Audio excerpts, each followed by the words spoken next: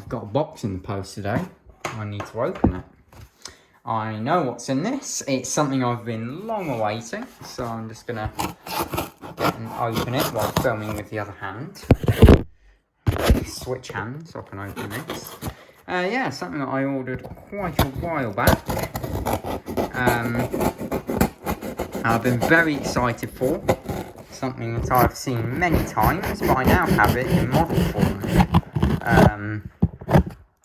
So yeah, long awaited, many delays, but it's here.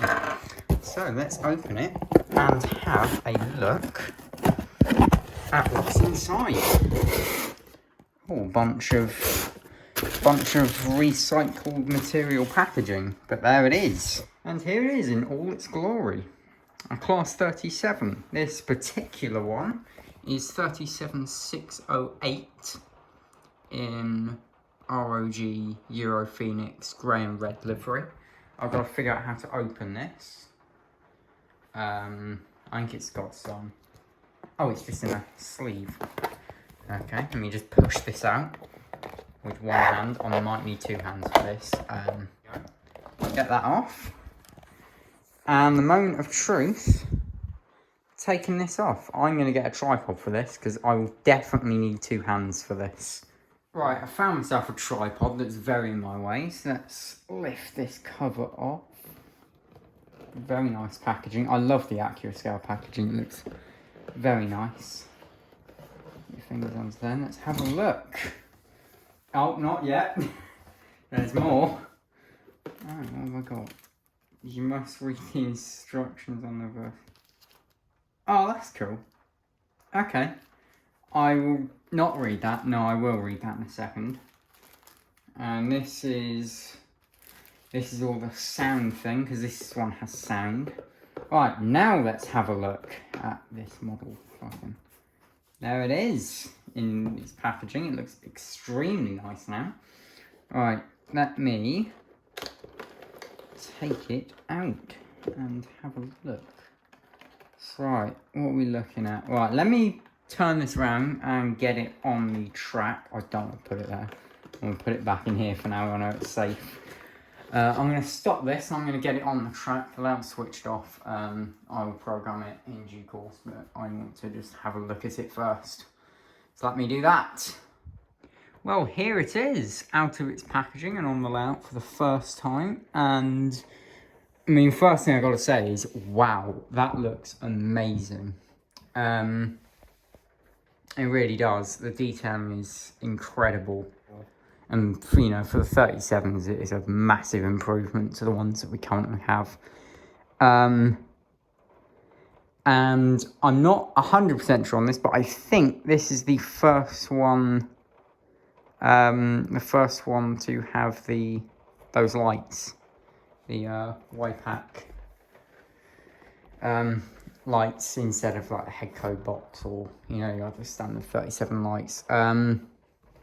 I could give you a bit of a background on this loco in particular if I knew it. There's the cooling fan there, looks amazing. Yeah, the detail on this is amazing, even down to, I'm gonna have to zoom in for this. There is a slight discoloration around that second, this thing here. You can see it on the other side better. Hold on, let me step over the tripod that I've now put in my way. There you go, it's quite visible on that side as well. It's more visible in person than it is on camera.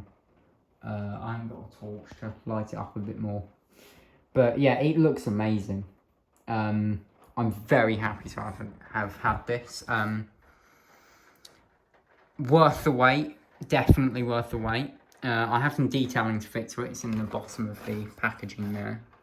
Oh, in fact, no, this slides down here. This is all the detailing. I will put that on and have one of the couplings on. Now I should put the snow plows on. But yeah, I can't really see inside the cab because it's too dark in there, but it does have cab lights. When I get it all programmed, we can have a look at that. We've got the aerials on the front. I'm not actually sure. I don't know if 37608 has the aerials, but oh well, it's more detail. You can tell the effort that's gone into this model. It looks amazing. Everything is detailed. Everything is really nicely detailed. I've got this, it's a bit on my model railway, so I can't really put my phone right down to the bottom, but we'll have a look at that when it's running. For now, I'm going to get it programmed, because I've literally just got it out of the box and put it on the track. I haven't done anything. The layout isn't even on yet, so it hasn't even got power. So we'll see how it works, and I'll get it all programmed. I have somewhere, I think it's in the bottom here, please excuse me, this little booklet here. That's got all of this on it. That's to do with all the values and all the sounds on it. All functions, so I'll get that. I'm just reading through this. There is a lot of heavy train mode light. I don't even know what they do. I'm gonna have to read this. I'm gonna spend the next sort of 5 minutes for our program just reading this, seeing what it's all like.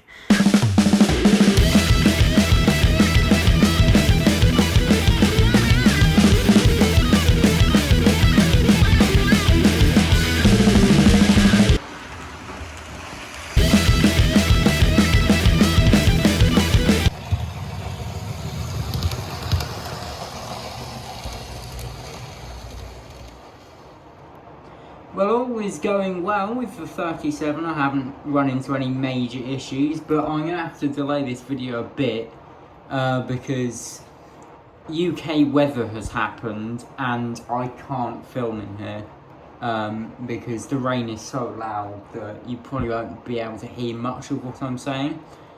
But it's going very well. Running smoothly. I haven't had any major issues with it and I'm really happy with it. Still figuring out what some of the functions do, but I'm sure I'll figure that out eventually. So it's been a little while since I actually unboxed this and programmed it. I recorded most of what I needed on the same day, but unfortunately the rain was starting to pick up and the lighting was getting kind of bad, so I'm gonna restart all the looking through it. So yeah, we'll start at the beginning with the functions, the lighting and the sounds that this is fitted with, and then I'll get some clips of it running with a variety of stuff. So since it's arrived in the last few days, I have fitted the detailing kit that was provided with it. So that has the pipe work. And then also 37608's detailing kit also came with the, it's non-functional, but the Delner coupler that it is fitted with, which is a really nice addition. I really like it, having it, so that's nice. And then I've also fitted the nameplate. So the 37 comes with printed nameplates, but then it also has ones that you can fit, so I've done that. And yeah, the printed nameplates on the side of the loco are really nice for sort of gauging where it should be. Some locos you sort of have to guess and look up reference images, but this, it's right here. So yeah, that's what I've done. I've also fitted the detailing around the back, but I've trimmed it down so you just have the valves on the front end there, which looks really nice, but you have to trim it down because this coupling will interfere with them. So yeah, let's start by looking at the functions that this comes with, so all the lighting and the sounds, and I'll sort of talk you through them.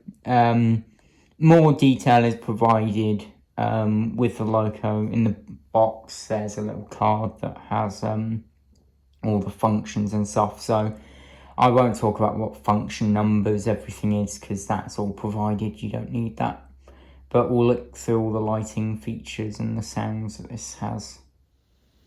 Okay, so first of all, we're going to look at the lighting functions that are on this 37. So there's quite a few of them, but we should be able to get to them quite quickly. So first of all, we have just the standard day running headlights. Look like that. I like how they switch on with the top headlight coming on first before then the rest of them.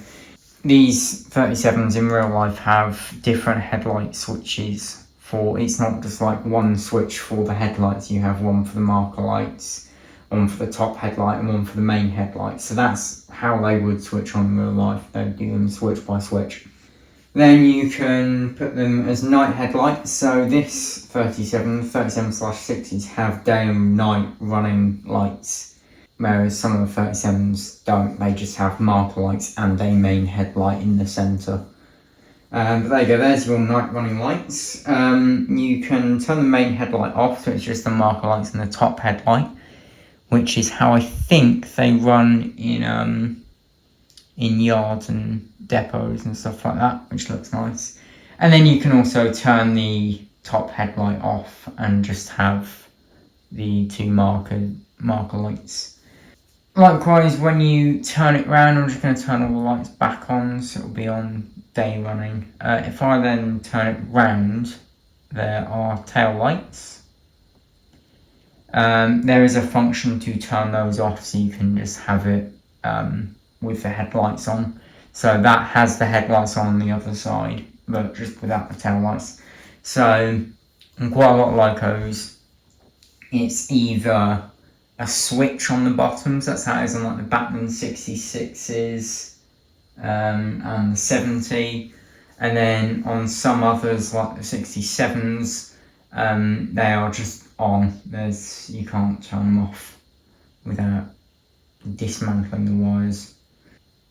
There you go, that's the exterior lighting done. Now we can move on to the interior lights. Let me just turn it around so it's going to happen on this side. So first of all, you've got a cab light. And when you press these functions, it does take sort of 2 or 3 seconds to actually switch on the function, which is quite nice. So I can actually check I'm pressing the right button and then out.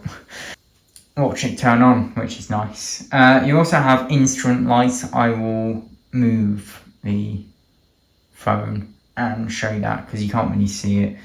All you can see, if I turn the cab lights off, you'll see it slightly illuminates the cab. That light is coming from the gauges inside. And then you also have a light in the engine room. So this loco has a window into the engine room. It's at the back on that red bit. You can just see a light turning on there. Let me show you. There you go. There's the engine room light. And then if you look very closely, I don't know if this will come through. If you look very closely, if I zoom all the way in and down a bit, you can just see the gauges are lit up in there, which is a very nice touch. It's like that on the 92 as well. There's a 92 over there. That has instrument lights, but that one, the instrument lights just come on with the main lights. So let me just put the phone back and zoom in so we're looking at the 37 here. So that is the lighting functions. I'll turn those off and we'll look at the sound functions. There are so many sound functions. So first of all, I'm just going to start off with the engine start sound so we can have a listen to this. So first we'll hear the pumps starting just to make sure oil is all across the engine so it doesn't break as soon as it starts up. And then you'll hear the actual engine start. And actually for this I want to turn on the main lights and the cab light, because a really nice touch, which is realistic to the 37s, is that as the engine starts, all the lights will slightly dim. And I think that's such a cool touch, so you can have a look at that. Anyway, here is the engine start sound.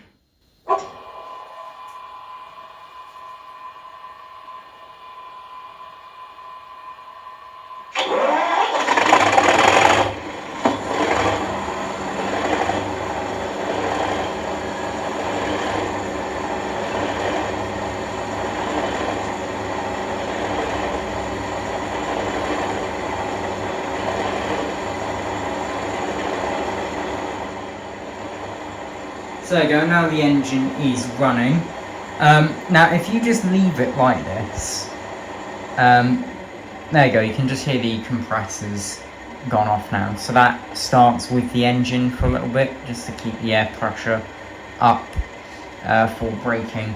If I now just leave it and just don't touch anything, the compressor will intermittently switch on and off, as it would do, just to keep the air pressure up in the loco. So now we have the horns. So we have a high horn and a low horn.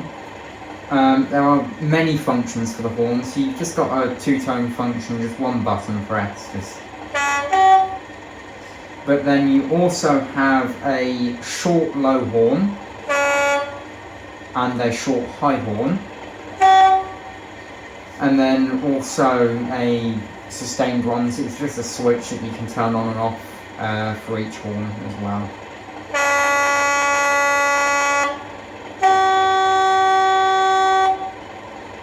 Which is nice. Another cool feature, if I turn it round, you can hear the cab setup procedure, including the AWS self-test.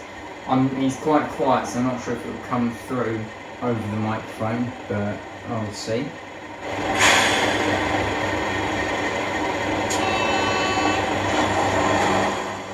You can hear the compressors just come on as well now.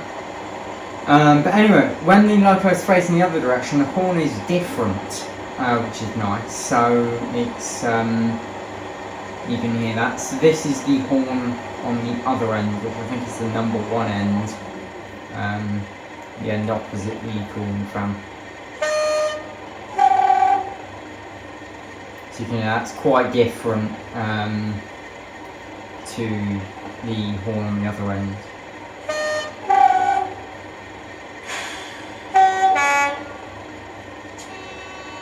There's that AWS self-test again. So anyway, now you have lots of different sounds. You have the brakes being applied.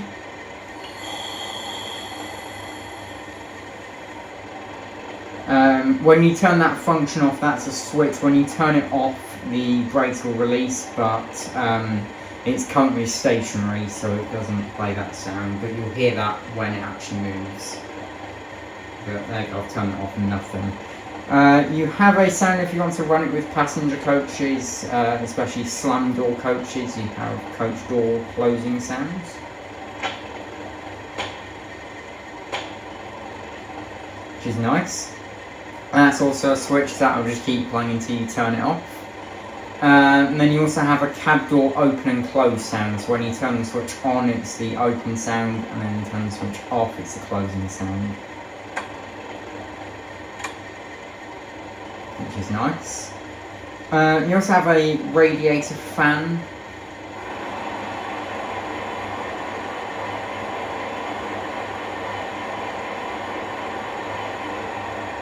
Which you can turn on and off. The compressor just comes on when it comes on. You can't turn that on or off. That just happens. But the radiator fan you can turn on. Talking of which, there's a compressor. Then you also have coupling sound, which is again another switch. So you can have it. You can hear it hitting the wagons and then coupling. Which is nice. I don't know if you could hear the sound of it, the buffers, but it's quite quiet. All these, quite a lot of these functions you can turn up and down. I found that out of the factory there, a nice volume. Then for smaller layouts, just for anyone really, there is a fade out sound, so it will just fade all the sounds down. And then if you turn it off, it'll fade them back up again. Which is nice. Some of the other sounds you need to be moving for, so there's a flange squeal sound for going around corners. The loco knows when it's going around the corner, and it will only play that sound when it is going around the corner. So if I turn it on now, nothing happens. Same with the rail joint sound, so if your layout is sort of based on will there be jointed track, you can turn that on and it will play at different speeds depending on how fast the loco is moving. But once again, if I play it now, nothing will happen.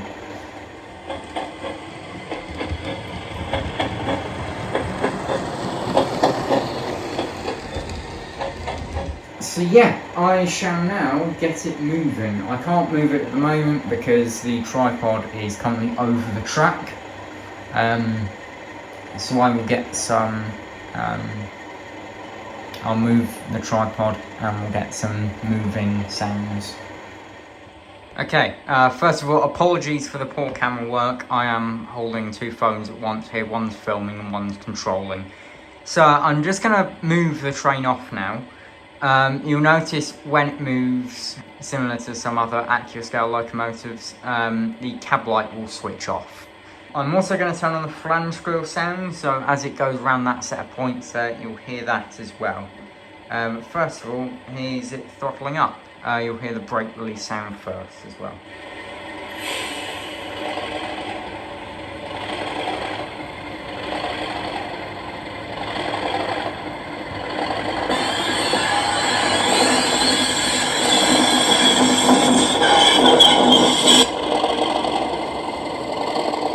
There you go, I just turned the flange squeal function off a bit too soon.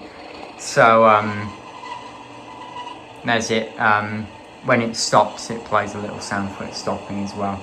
And if you notice now it's stopped, the cab light has come back on. Yeah, I stopped that flange squeal sound a bit too soon, so it did sort of cut off, but usually it fades out quite nicely. So now I'm going to get it onto the main line, because currently we're just doing some siding, so I'm going to get it out onto the main line and we can hear it on some power, and I'll get some videos of that.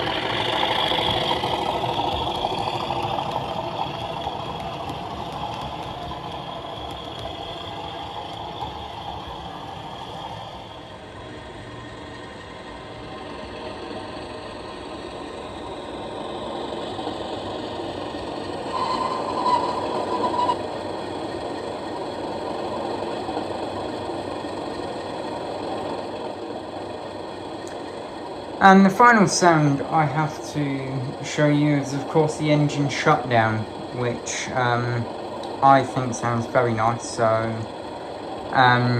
you'll also hear the sparks valve ticking over. Unfortunately, that isn't a sound you can just have on if it's idling or if it's switched off in the depot. Unfortunately, it only plays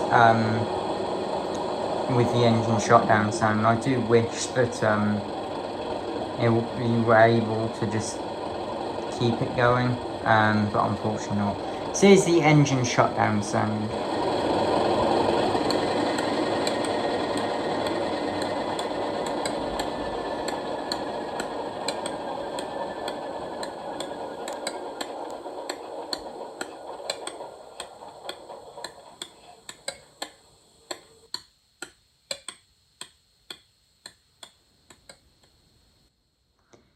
So there you go, that's all the sounds that are in this Class 37. from Accurascale. So for now, I think I'll end the video with just some running shots of it with a variety of different rolling stock that I have that I can put behind it. Being rail operations group, it's sort of empty coaching stock and stuff like that. So yeah, hope you enjoyed this video, and I will see you in the next one.